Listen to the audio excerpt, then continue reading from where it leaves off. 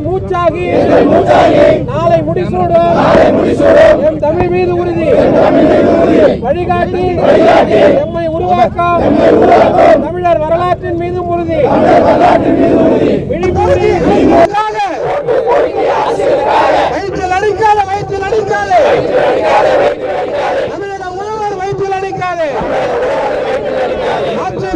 மாற்றிக்கோள் மோடி அரசை மாற்றிக்கோள் உனது முடிவை மாற்றிக்கோள்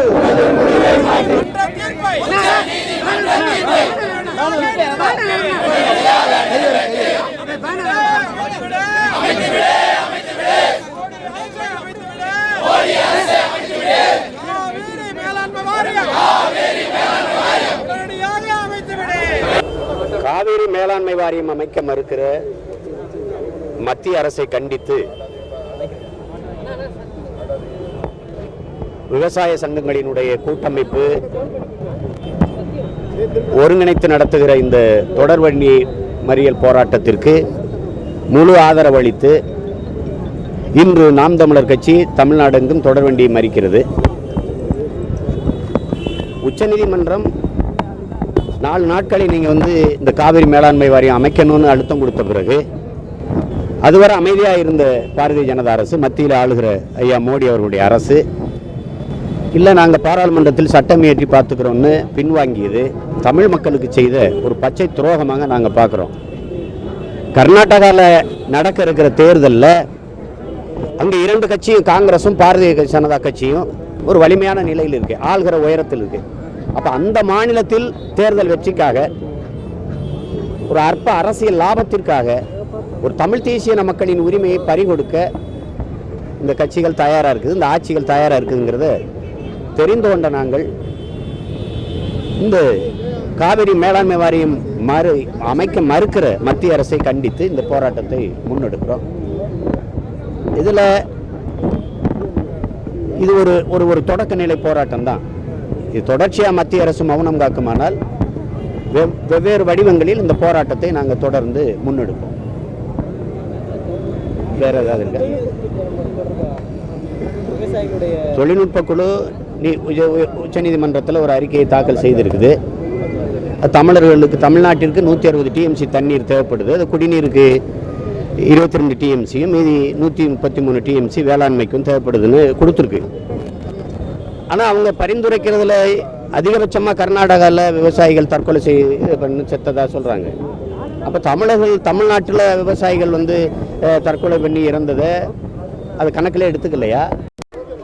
அப்போ கர்நாடகாவில் தான் அதிக பாதிப்பு போல் காட்ட முயற்சிக்குதா?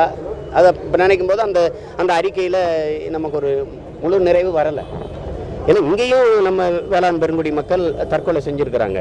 பயிர் கருகியதை பார்த்து வரப்பில் நின்ன மரத்திலே தூக்கில் தொங்கின விவசாயம்லாம் உண்டு. அப்போ இருந்தாலும் இந்த அறிக்கையை தாக்கல் செஞ்சுருக்குது. அது நீதிமன்றம் எந்த அளவிற்கு மறுபடியும் அழுத்தம் கொடுக்க போகுதுன்னு பார்க்கணும். அதுக்கு மத்திய அரசு என்ன முடிவு எடுக்க போகுதுன்னு நம்ம பார்க்கணும். கர்நாடகாவில் அனைத்து கட்சி கூட்டம் நடத்தப்பட்டிருக்கு. ஆனால் அதிமுக அதுக்கான முன்முயற்சி எடுக்கல. திமுக எடுக்கன்னு சொல்லும்போது நாம் கொஞ்சம் கலந்துக்கணும். இல்லை, திமுக இதில் எடுக்கிறதுக்கு என்ன? நாங்கள் இந்த கட்சிகள் ஆட்சிகளில் தான் இந்த உரிமைகளை இழந்து நிற்கிறோம். இப்போ நீங்கள் பார்த்தீங்கன்னா காவிரி மேலாண்மை வாரியம் அமைக்கிறதுக்கு இன்றைக்கி காங்கிரஸ் பேசுது, அதே திமுகவும் பேசுது. இப்போ இந்த கட்சி 2007 இருந்தே இந்த மேலாண்மை வாரியம் அமைக்க சொல்லி அந்த கோரிக்கையை வலியுறுத்தி போராட்டங்கள், சட்ட வடிவில், இந்த மாதிரி அரசியல் வடிவில் பல போராட்டங்கள் நடந்திருக்கு. ஆனால் மத்தியில் முழு அதிகாரத்தோடு காங்கிரஸ் இருந்து ஆண்டுச்சு. அப்போ அதில் கூட்டணியில், வலுவான கூட்டணியில் இருந்தது, அந்த அதிகாரத்தில் இருந்தது திமுக. அப்போ இதுக்கு என்ன முயற்சி செஞ்சதுன்னா ஒன்றும் இல்லை, ஒன்றுமே இல்லை. இப்போ இன்றைக்கி இதில் ஒரு அரசியல் இருக்குது. இது வேளாண் பெருங்குடி மக்கள் பாதிக்கிறாங்க, தமிழ் மக்களிடத்தில் ஒரு பெரிய கொதிநிலை இருக்குதுங்கிறத தனக்கு பயன்படுத்திக்கிறதுக்காக நாங்கள் போராடுறோம் அப்படின்னா, நீங்கள் அதிகாரத்தில் இருக்கும்போது ஏன் செய்யலைன்னா அந்த கேள்விக்கு என்ன பதில் இருக்குது? அதனால் அவங்க அமைச்சாலும் நாங்கள் பங்கேற்க மாட்டோம். நாங்கள் தொடர்ச்சியாக போராடுவோம். ஏன்னா இந்த கட்சிகள் ஆட்சிகளால் தான் நாங்கள் உரிமையை இழந்தோம். அப்புறம் திருப்பி நான் உன்னோட சேர்ந்து போராடுறேன்னா அனைத்து கட்சிகளும் ஒற்றுமையாக இருக்கிறது அவங்க காட்டுறாங்கல்ல. அங்கே கட்சி வேறுபாடு இருந்தாலும் இங்கே அதுக்கான முயற்சிகளை வரவேற்கலாம். அங்கே ஒரே நிலையில் இருந்திருக்குது. மதச்சார்பற்ற ஜனதா தளமோ, பாரதிய ஜனதா கட்சியோ, அல்லது காங்கிரஸ் கட்சியோ, அங்கே இருக்கிற கட்சிகள் அன்னையிலிருந்து தமிழனுக்கு தண்ணி கொடுக்கக்கூடாதுங்க, ஒரே நிலையில் இருக்குது. ஆனால் இங்கே அன்னையிலிருந்து ஒருங்கிணைஞ்ச போராட்டங்கள் முன்னெடுக்கப்படலை.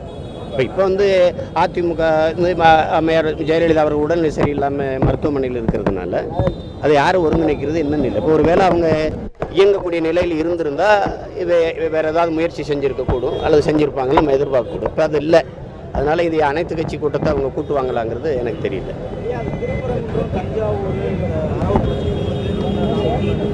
ஆமாம், நாங்கள் ஏற்கனவே போட்டி போட்டோம். அப்போ அந்த வேட்புமனு தாக்கல் செய்த வேட்பாளர்கள் அப்படி இருக்கிறாங்க. அரவக்குறிச்சியிலும் தஞ்சாவூர்லேயும் திருப்பரங்குன்றத்தில் வேட்பாளர் போடுவோம். புதுச்சேரியில் நடக்கிற நெல்லிக்குப்பம் இடைத்தேர்தலையும் நாங்கள் போட்டிடுறோம். நாங்கள் இந்த 4 தொகுதியிலையும் நாங்கள் போட்டிடுவோம், தனித்து போட்டிடுவோம்.